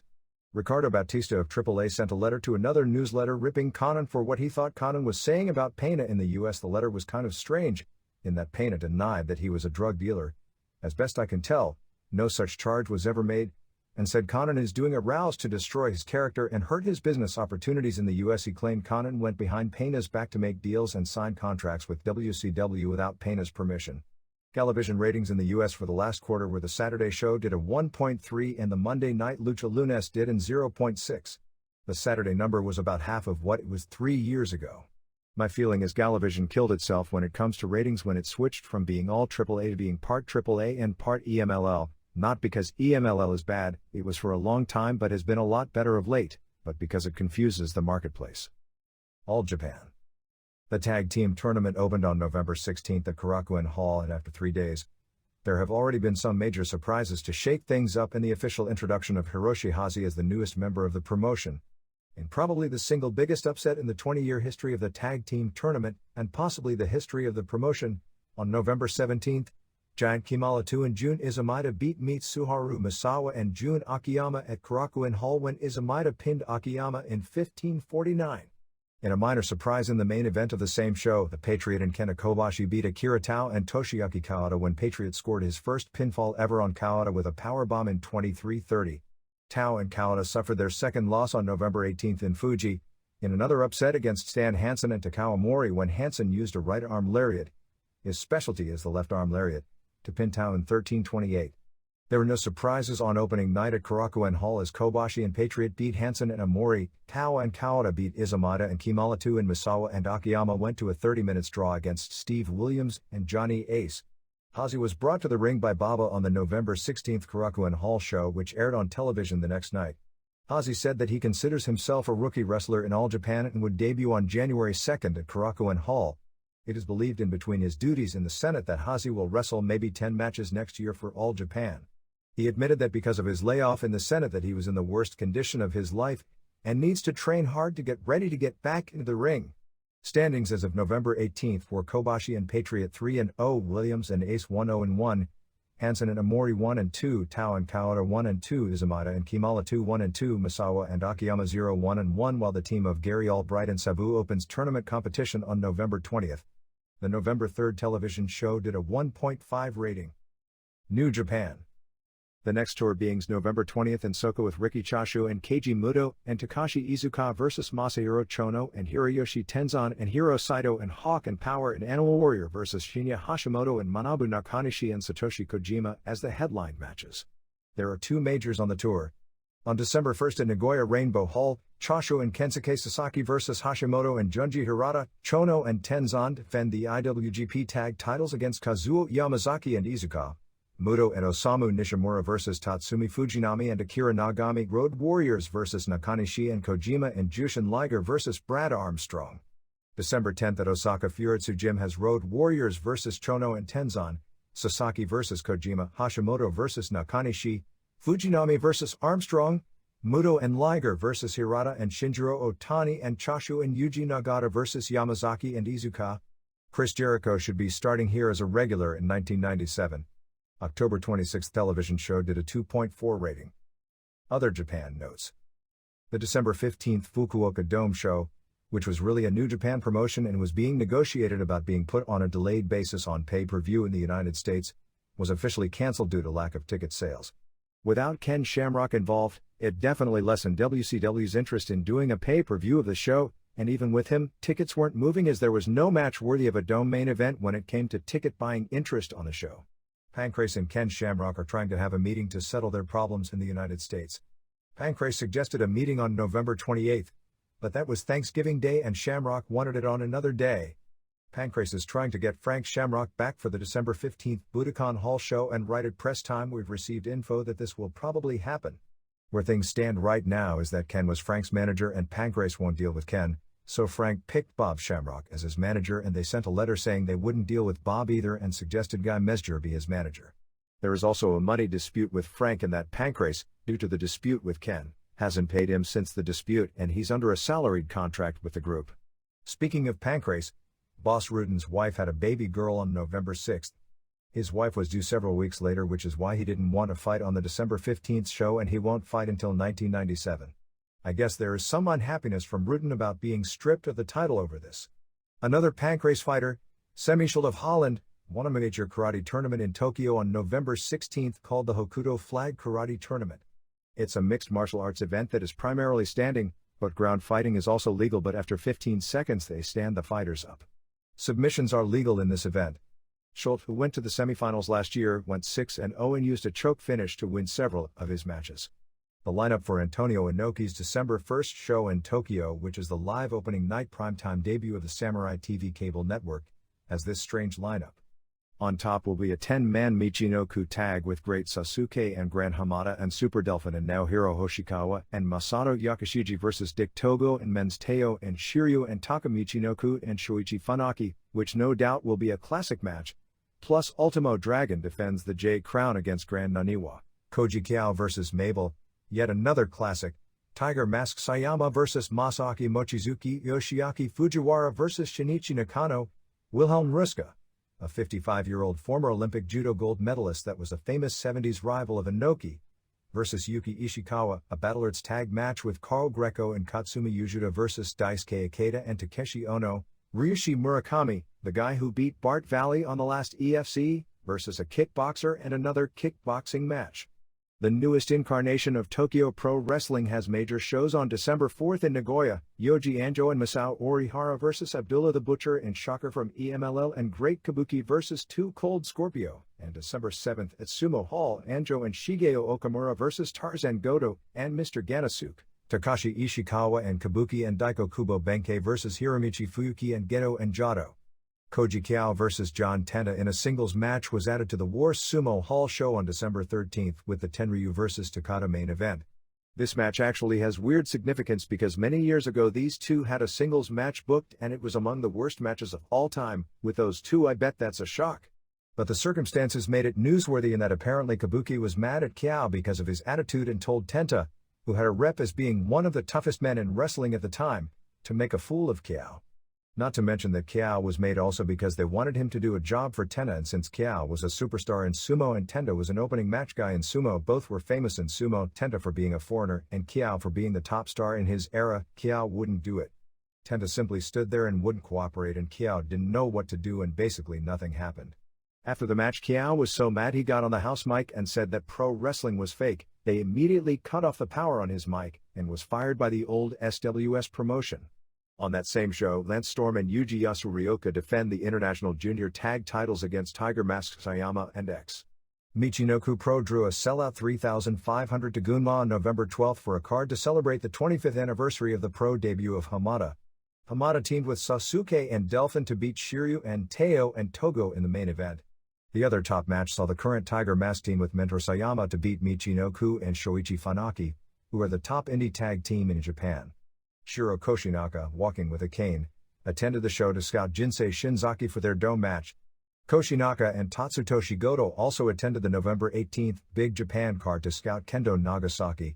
FMW ended its tour on November 16th in Osaka before 1,850 fans as Hisakatsu Oya and Headhunters won the World Six-Man Street Fight belts from Masato Tanaka and Koji Nakagawa and Tetsuhiro Kuroda. They did an angle after the match where Hayabusa and Mr. Pogo did a run-in as the heels kept beating on the faces afterwards, and the Hunters destroyed Pogo, who was supposedly injured and sent back to the hospital. The idea is that Pogo is too hurt to wrestle Atsushi Onita. I've got a feeling the whole deal is to set up Onita and Pogo as a tag team against the Hunters on the big show December 11th, but that hasn't been announced yet. Onita wasn't at the November 16th show but did attend the November 15th show in Takasago, saying he didn't want to team with Pogo but wrestle him. December 11th will be Pogo's final match. He's retiring both because of injuries, a bad heart, and because he's about to get married. Shinobu Kondori of LLPW appeared at the show and they announced she would face Megumi Kudo on the big FMW show on December 11th in Tokyo. USWA. Jerry Lawler captured the unified title from Colorado Kid on the November 16th television show in Memphis. The title change makes no sense since Lawler never works house show in Memphis anymore. The finish saw both Randy Hales and Burt Prentice get involved, and as the referee was distracted, Lawler used an illegal piledriver.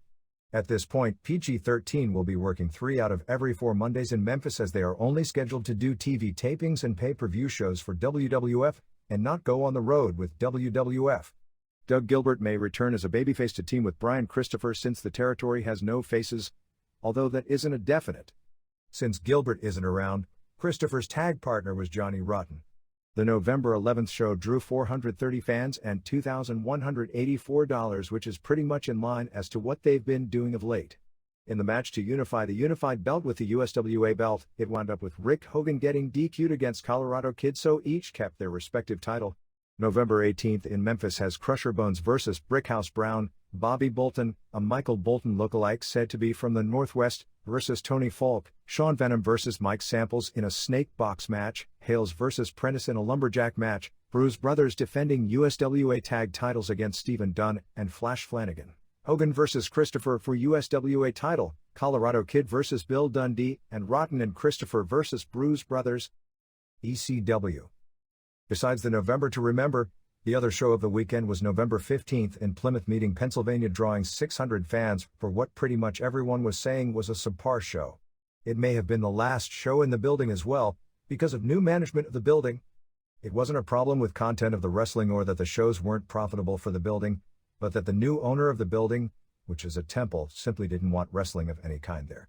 In regard to the cross angle, Tut Levy said that he didn't think he should apologize and the fuss over it was silly because it was wrestling, but that since he is Jewish, Paul Heyman is Jewish and Todd Gordon is Jewish, that he could understand why apologizing may have been the thing to do.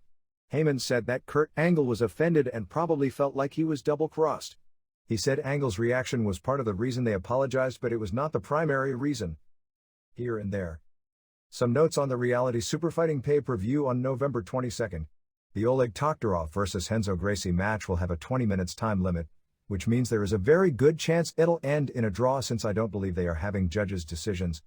I guess the reality of satellite time killed the idea of putting the two in with no time limit. You've probably all seen the TV commercials, which were very well done, for this event as they've advertised like crazy on Raw and Nitro the past several weeks.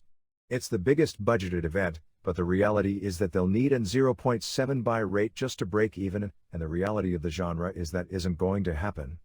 A correction from last week's issue regarding the November 10th match in Sao Paulo, Brazil between Marco Ruas and Toktarov. We reported that Ruas won the decision, but there were no judges involved and the match was ruled a 30 minutes draw. By all accounts, had there been a decision, Ruas would have won the match as it was all stand-up fighting with Ruas, being the better boxer and kicker, winning most of the exchanges. Neither man was hurt badly, although Toktarov bled heavily from a small cut. Both had contractually agreed that leg kicks would be banned in the fight, however both ignored that agreement. Ruas broke his left hand, which was swollen huge by the end of the fight. Toktarov's right hand was swollen like a club, and may have been broken as well, which says something since he's gonna fight 12 days later. With about 20 seconds left, Toktarov finally took Ruas down, but time expired before he could get Ruas in trouble. The match was in a boxing ring and no gloves were allowed. Pancrace's Vernon White participated in the tournament on the same card, winning his first match with a heel hook and second match with a knockout. In the finals, he fought Pedro Rizzo, who is Ruas' top student. The match went about 8 minutes before Rizzo knocked White out basically by stomping on his head. Rizzo had won a Vale Tudo tournament in Amsterdam, Holland on October 26 as well. Former UWFI wrestler and EFC competitor Steve Nelson is promoting shows in Amarillo that are apparently drawing huge houses for indies. The reports we've heard, unconfirmed, are that he's drawn 2,500 and 4,500 for his two recent shows, with Dan Severn headlining the latter show. The shows are either shoots or UWFI style, depending upon who you talk with, although by all accounts, Severn's match was UWFI style pro wrestling. Terry Funk was really upset about the way the shows have been promoted because Nelson is promoting them locally by saying that his matches are real while pro wrestling is fake. The next EFC pay-per-view show is tentative for March 7th from either Tulsa or Oklahoma City. John Tatum showed up on an indie show on November 16th in Pensacola. Apparently Tatum is running the building the show was at and got involved in a battle royal finish. Tatum now short hair and nobody knew who he was. Sabu vs. Rob Van Dam and Salvatore Sincere vs. Greg Valentine is the dual headliner on December 26th in Gastonia, North Carolina. For more info call 910-306-1952. Danny Hodge, at the age of 62, showed up at a University of Oklahoma event over the weekend when he's still got the superhuman grip by crushing an apple. Bill Prince is running a show billed as Mid-Atlantic Championship Wrestling on December 14th in Rockingham, North Carolina with the Eagle, Jackie Fulton, versus Iron Sheik on top. Wonder if that name is still owned by Jim Crockett? Severn in New York did a story on breast implants this past week and interviewed Missy Hyatt. UFC The bracketing for December 7th isn't official at press time, as it's gone back and forth throughout the past several days. The working idea on November 19th, and this changed several times during the week, is to open with Mark Coleman, 5-0 versus Victor Belfort Gracie, who will be billed on television as Victor Belfort without the Gracie. However, Carlson Gracie has agreed to endorse him as his group's representative and the top Carlson Gracie Jiu-Jitsu fighter in the world. The other first-round matchups are Tank Abbott 4-3 versus Cal Worsham 1-1, Ken Shamrock 5-2 versus Brian Johnston 2-2, and Don Fry 6-1 versus Gary Goodridge 3-3. So the original idea of putting Shamrock and Abbott in one bracket and Fry and Coleman in the other has been changed, largely because Fry and Coleman have become friends aside from wrestling. They have something in common in that they both hate Richard Hamilton, their former trainer, and said that they didn't want to fight each other unless it was necessary in the finals. This put the bracketing in bad shape since Shamrock insisted on fighting Abbott in the second round because his interview was a shoot and there are personal reasons involved in a grudge match between the two. You know what's great about UFC as compared to pro wrestling? Pro wrestling creates grudge matches when reasons aren't there. UFC has reasons for real grudge matches, but the public never knows about them. Theoretically, this should put Coleman versus Abbott and Shamrock versus Fry as the semis, but of course, you never know. The bracketing appears to give the edge to Coleman as far as being a favorite.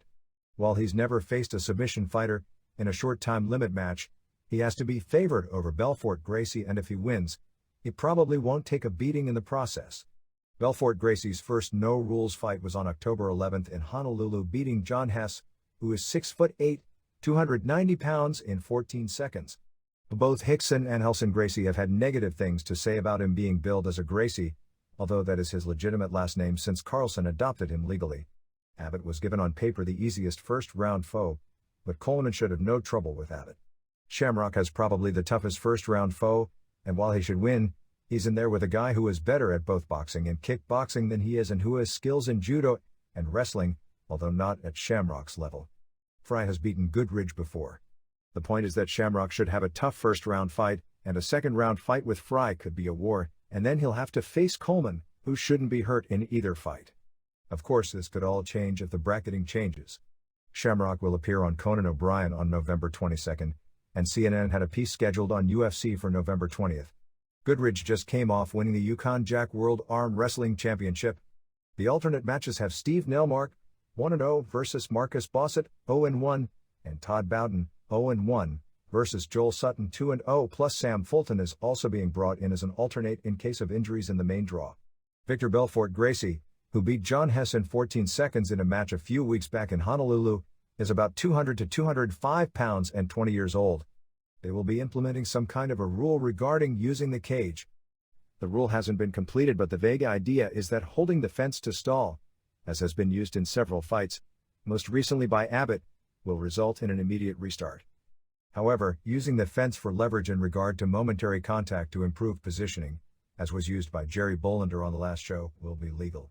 There are no plans as far as a future date for Pancrase pay-per-view shows, as the November 3rd show did poorly.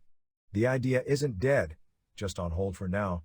Semaphore Entertainment Group's David Isaacs will be going to Japan next week to meet with Masami Ozaki about a battle plan for 1997. What Semaphore Entertainment Group wants is for Pancrase to send them tapes from Japan, which includes more interviews and hype so they can build a storyline a la pro wrestling pay-per-view shows from card to card, and also for Pancrase to send them a fighter or two to UFC to get the fighter's name over if he does well, and thus give UFC fans some name recognition when it comes to the Pancrase fighters. WCW Nitro on November 18th in Florence, South Carolina drew a sellout 4,164, paying $36,030. The show opened with the Nasty Boys, High Voltage and Galaxy and Cyclope, Damien and Halloween, all laid out in the ring with chairs by Kevin Nash and Scott Hall. They then challenged Meng and Barbarian, who bullied Tony Schiavone around. Schiavone got mad and walked off the set. Meng and Barbarian brawled backstage with Hall and Nash. La Parka pinned Juventud Guerrera in 9:22 with a rolling body block off the top rope. Parka looked great in his TV debut. The match was booked for 4:30, but for whatever reason, they didn't tell the guys to go home, and the match did get sloppy toward the end because lucha style is highly planned and they did everything planned and were calling spots and they're waiting for the signal to go home. Ultimo Dragon, with 7 belts, leaving the WWF belt in the dressing room, beat Dean Malenko via an over-the-top rope DQ in 4:02 in a WCW Cruiserweight title match. What they did was good, but the finish sucked. French Canadians beat American males when once again Riggs caused Bagwell to get pinned and the two argued after the match. Lex Luger racked Hugh Morris. Luger did an interview and Sting came out with a baseball bat, shoved Luger with the bat and then handed him the bat and left. Chris Jericho pinned Johnny Grunge with a dropkick off the top. Hogan bullied Eric Bischoff, followed by the Dallas Page segment with the NWO. Jeff Jarrett beat Bobby Eaton with a figure 4 in a surprisingly awful match. Ric Flair, who got the biggest pop of the show, was in Jarrett's corner going wild with his arm in a sling. Big Bubba pinned Jim Powers in a nothing match. Chris Benoit pinned Eddie Guerrero in 11:56 of a 3 3/4 stars match, rolling through a Frankensteiner. No house shows this past week as they just did Disney tapings. The Mexicans mainly worked as jobbers. Weekend TV ratings saw main event at 1.5, Saturday night at 2.6 and Pro at 1.7. The Cable Ace Awards angle on November 16th wasn't much. Hogan, Hall and Nash showed up for 4 skits. The storyline is that they weren't allowed in, but finally the woman who is Drew Carey's enemy on the Drew Carey Show gave them a pass. When the show was over, they wound up in Carey's dressing room and supposedly were working him over behind closed doors when the show went off the air. Told it wasn't funny at all. George Michael Sports Machine will be filming a segment on Rey Mysterio Jr. on the November 23rd show in Baltimore. Here's a list of the 60 men in the Battle Royal for November 24th pay-per-view in Norfolk. Tony Rumble, a promoter in New England who books Kevin Sullivan on Indies all the time. Luger, Arnold Anderson, Benoit, Page, Steve McMichael, Jericho, Eddie Guerrero, Jim Powers, Jarrett, Malenko, Conan, Bubba, Harlem Heat. French Canadians, Jack Boot, Dwayne Bruce.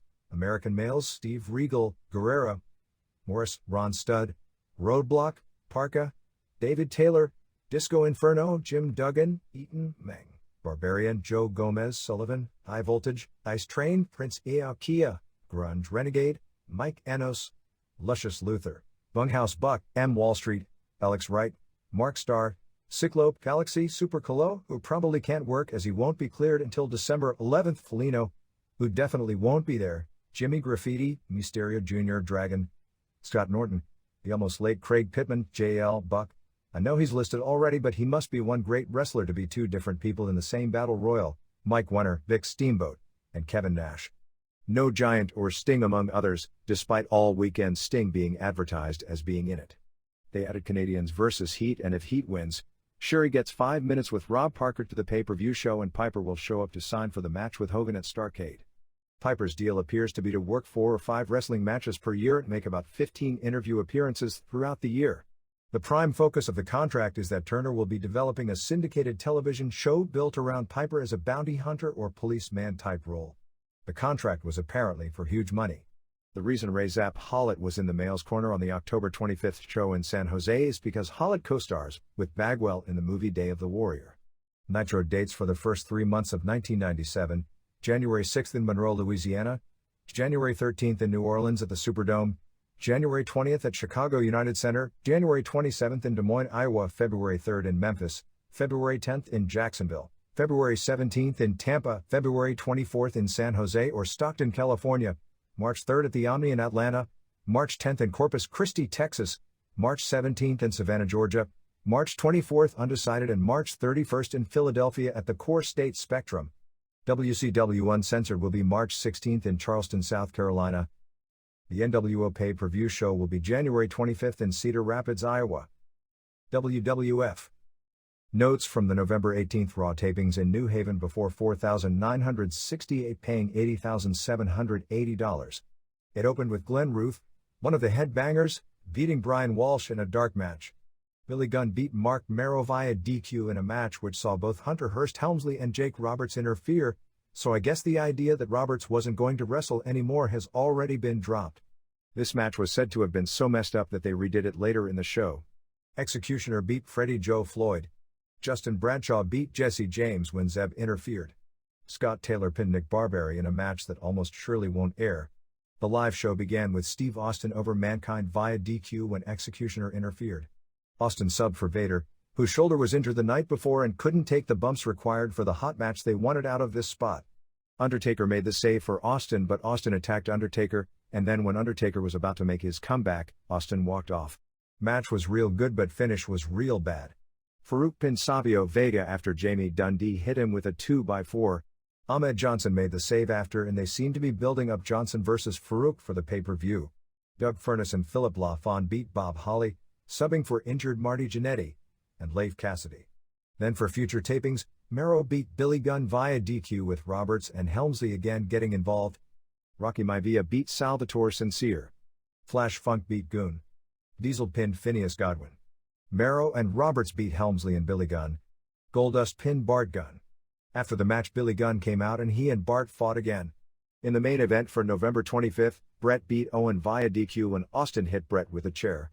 Davey Boy Smith came out, and I'm not sure exactly what happened here, but it appeared to be the beginning stages of Smith's babyface turn. Sid beat Helmsley via count out. James beat Bradshaw when Zeb's interference backfired. I believe it was here, or at least this was the beginning of an angle where Bradshaw turns babyface on Zeb. Undertaker pinned Mankind. In dark matches, Sid beat Vader to keep the title in 140, so Vader did work the show but they kept it short, and Michaels pinned Austin. SummerSlam in 1997 will be at the Continental Arena in East Rutherford, New Jersey. Aheem Albrecht's debut will be on the tour that begins November 29th, working against Zip, Tom Pritchard, who is his trainer. There is a better than 50% chance that Charles Wright, Soul Taker / Papa Shango / Kama, will return. There were talks with Randy Savage. Apparently the two sides were far apart on terms and no talks are going on any longer. The feeling is that Titan is so fearful of raids that they only want guys that they sign for 3 to 5 year contracts, and the feeling is that Savage may help in the short run because of his name. His guarantee would be so high and they wouldn't want him on top for long, so it makes no sense to sign him long term. But they don't want him on TV for 1 year and then have him go back to WCW when the deal is up either. Roddy Piper did call Vince McMahon recently to explain the situation, apparently saying the reason he didn't call before showing up in WCW is because it was supposed to be a secret. Weekend ratings were poor, particularly with it being a major pay-per-view weekend, with Blast Off at 0.3, Livewire at 1.0 and Superstars at 1.5. McMahon did a commentary really trying to push the idea of Michaels as a man's man because of how heavily he was booed the previous night. The readers' pages. WCW/WWF. I may be the only one left, but I still believe that WWF is number one. Television isn't the only item in a successful company. As the vice president of the USA Network said, nobody figured WCW would pump so much money into Nitro. I'm positive WCW will lose money this year. Bret Hart would have been out of his mind to go to WCW. Who cares about the money? He's not going to go anywhere in WCW as long as Hulk Hogan is around. Chuck Mullen. Munhall, Pennsylvania. Without sounding as if I'm trying to blow smoke up your skirt, the newsletter is better than ever. It has taken me a while to get back into the flow of it, but the format is cleaner and easier to read and digest. Anyway, until I saw his music video last night, I couldn't imagine anything worse than one of Roddy Piper's movies, except perhaps one of Hulk Hogan's movies. But I was wrong. What an image killer. With the NWO never wrestling on television, everyone else in the promotion seems like a jobber. There are no other angles except Teddy Long versus Nick Patrick. It's way too fuzzy. Is everyone in WCW lining up against the NWO, or has that angle been dropped? Outside of Sting, they've reduced the rest of the team to second match level of importance and the Mexicans are made out as opening match guys. Even the NWO's jobber, Six, doesn't wrestle on TV, and because of that he even seems like he's on a different level than everyone else. Perhaps this will change with NWO Nitro, but right now they need some definition of other feuds and angles. That way they can clarity and enhance other wrestlers' roles and strengthen the overall show. Don't get me wrong. I like the NWO concept. I'd just like to see them wrestle and be challenged. Brian Durfler. San Francisco, California. Michaels. When it became apparent that Vince McMahon was going to build his organization around Shawn Michaels, I told everyone who would listen that it was a mistake. The reason was simple. No adult male is going to support an obnoxious, blonde ponytail-wearing self-professed sexy boy, no matter how well he does in the ring. The character is a major turnoff. The athlete isn't. The same section of the audience that didn't accept this gimmick the first time he came around 10 years ago isn't going to like it any better now.